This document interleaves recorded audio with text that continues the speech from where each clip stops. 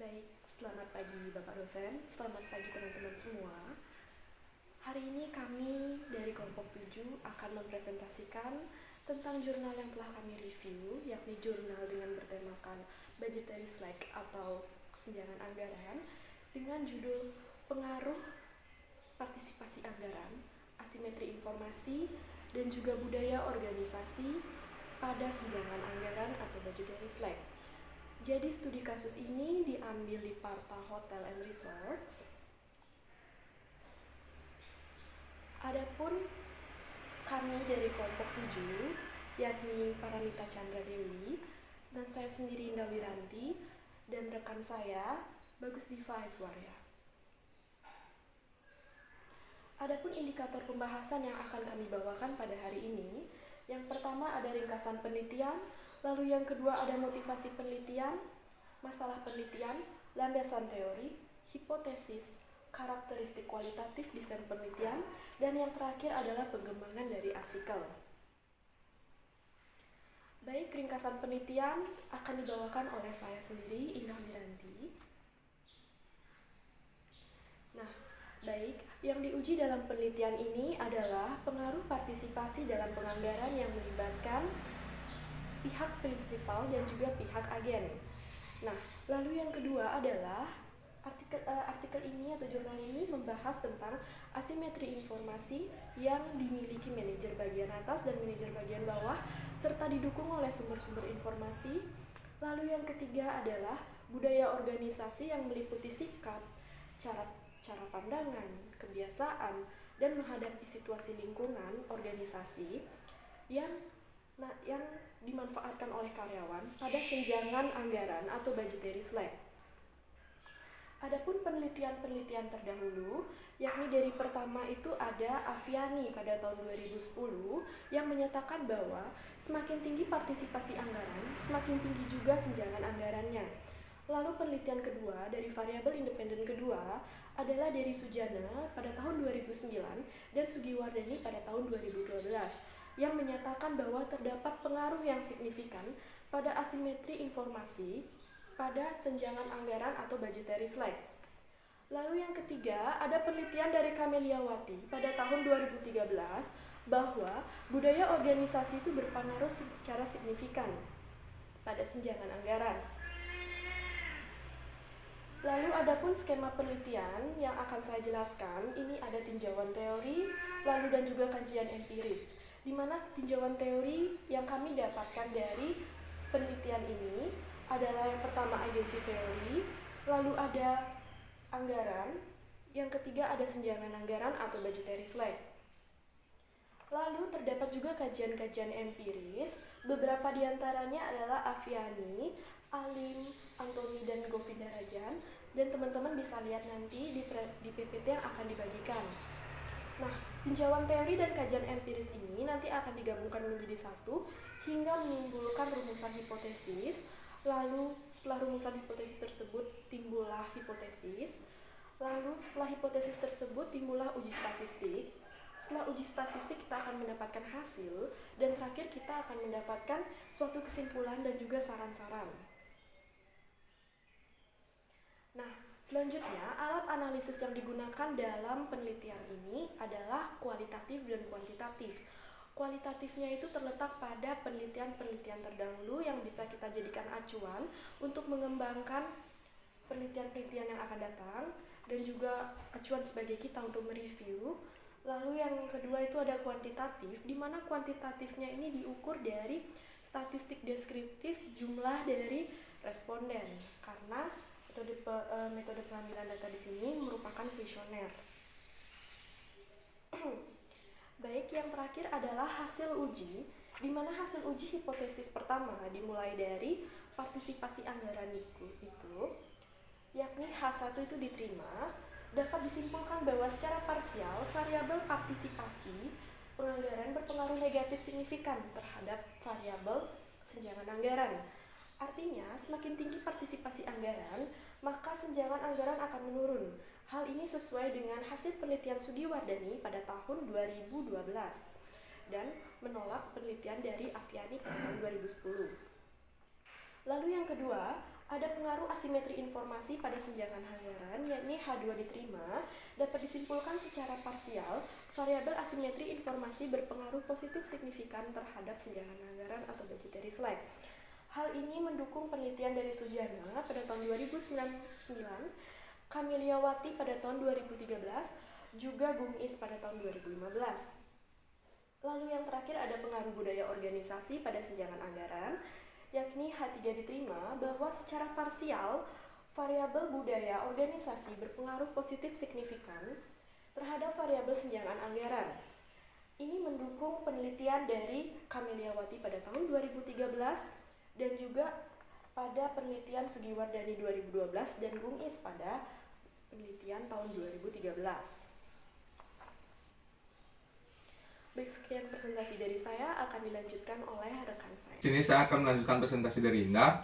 Yang pertama saya akan menjelaskan mengenai motivasi dalam penelitian ini. Motivasi dalam penelitian ini yaitu untuk mengetahui pengaruh partisipasi dalam penganggaran, asimetri informasi, dan juga budaya organisasi dalam senjangan anggaran di Patra Hotel dan Resorts. Lalu yang kedua ada masalah penelitian. Masalah penelitian dalam penelitian ini, yang pertama dalam penelitian ini itu peneliti hanya terbatas pada Petra Hotels dan Resort. Lalu yang kedua, dalam penelitian ini itu peneliti hanya meliputi atau meneliti 4 variabel. Yang pertama ada variabel partisipasi penganggaran, yang kedua simetri informasi, dan juga budaya organisasi, lalu dilanjutkan dengan senjangan anggaran. Nah, yang terakhir ada pengumpulan data penelitian dengan menggunakan penyebaran data kuesioner. Nah, ini dinilai agak kurang efektif karena adanya kemungkinan diisi dengan tidak serius, sehingga memungkinkan terjadinya informasi yang bias. Nah, selain itu juga kemungkinan tidak benar-benar diisi oleh responden yang bersangkutan, seperti itu. Lalu selanjutnya ada landasan teori. Dalam penelitian ini, landasan teori yang pertama yaitu ada agensi teori yang menjadi grand teorinya. Lalu yang kedua ada teori anggaran. Lalu yang terakhir ada senjangan anggaran atau budgetary slack. Baik, saya Paramita, NIM akhir 021. Di sini saya akan menjelaskan tentang poin E dan poin F. Poin E, karakteristik kualitatif desain penelitian. Poin yang pertama yaitu rantai kausal dan validitas logika. Pada penelitian ini, peneliti telah menguraikan secara rinci dan jelas mengenai pendahuluan, landasan teori, dan pengembangan hipotesis, dan juga mengenai variabel independen, yaitu partisipasi anggaran, asimetri informasi, dan budaya organisasi, serta hubungan variabel independen pada variabel dependen, yaitu senjangan anggaran. Maka dapat dikatakan bahwa penelitian ini memiliki rantai kausal dan validitas logika yang baik. Yang kedua, yaitu pengendalian variabel extraneous. Variabel extraneous dikendalikan dengan menggunakan metode purposive sampling, di mana pada penelitian ini, peneliti menentukan pengambilan sampel dengan cara menetapkan ciri-ciri khusus yang sesuai dengan tujuan penelitian, sehingga diharapkan dapat menjawab permasalahan penelitian. Adapun ciri-ciri khusus yang dimaksud dalam penelitian ini, yaitu menggunakan responden yang terdiri dari manajer, supervisor, dan staf yang terlibat dalam penyusunan anggaran pada Patra Hotel and Resort. Poin yang ketiga yaitu validitas internal. Pada penelitian ini, terdapat konsistensi antara masalah penelitian, hipotesis, dan analisis data, sehingga hasil penelitian dapat menjawab masalah penelitian yang diungkapkan peneliti. Maka, dapat dikatakan bahwa validitas internal penelitian ini adalah baik. Poin keempat, yaitu validitas eksternal. Pada penelitian ini, peneliti hanya terbatas pada jaringan Patra Hotel and Resort yang tersebar di Bali, Semarang, Bandung, Jakarta, Anyer, dan Parapat. Selanjutnya, poin kelima yaitu pengumpulan dan analisis data. Pengumpulan data penelitian dengan menggunakan penyebaran data kuesioner. Adapun hipotesis dalam penelitian ini diuji dengan menggunakan analisis regresi linear berganda. Poin keenam yaitu uji statistik. Pada penelitian ini menggunakan uji statistik deskriptif, uji kelayakan, model atau uji F, dan uji hipotesis atau uji T. Poin yang ketujuh yaitu konsistensi antara masalah penelitian, hipotesis, dan analisis data. Pada penelitian ini, masalah yang diajukan adalah terdapat indikasi pengaruh partisipasi penganggaran, asimetri informasi, dan budaya organisasi pada senjangan anggaran, di mana dari masalah tersebut dapat ditarik 3 hipotesis yang dapat menjawab pertanyaan dari masalah yang ada. Sedangkan analisis data yang digunakan yaitu menggunakan analisis regresi linear berganda. Maka dikatakan bahwa pada penelitian ini terdapat konsistensi antara masalah penelitian, hipotesis, dan analisis data. Selanjutnya, poin ke-8 yaitu konsistensi hasil pengujian dengan simpulan. Pada penelitian ini, hipotesis yang dapat diterima yaitu hipotesis yang pertama, partisipasi anggaran berpengaruh pada senjangan anggaran, hipotesis yang kedua, asimetri informasi berpengaruh pada senjangan anggaran, dan hipotesis yang ketiga, budaya organisasi berpengaruh pada senjangan anggaran. Hal tersebut konsisten dengan simpulan yang menjelaskan hasil pengujian hipotesis tersebut. Poin yang ke-9 yaitu implikasi kebijakan. Pada penelitian ini menginformasikan pengaruh partisipasi anggaran, asimetri informasi, dan budaya organisasi pada senjangan anggaran. Informasi ini berguna bagi pihak manajer tingkat bawah dan menengah dengan manajer di atasnya agar dapat menyusun kebijakan dalam proses penyusunan anggaran. Seperti misalnya, manajer tingkat bawah harus berpartisipasi dalam proses penyusunan anggaran dan mempertanggungjawabkannya untuk mencapai tujuan yang telah ditetapkan. Lalu juga diperlukan adanya kebijakan untuk saling berbagi informasi antara manajer tingkat bawah dan menengah dengan manajer di atasnya untuk meminimalisir perbedaan informasi yang dimiliki oleh manajer tersebut.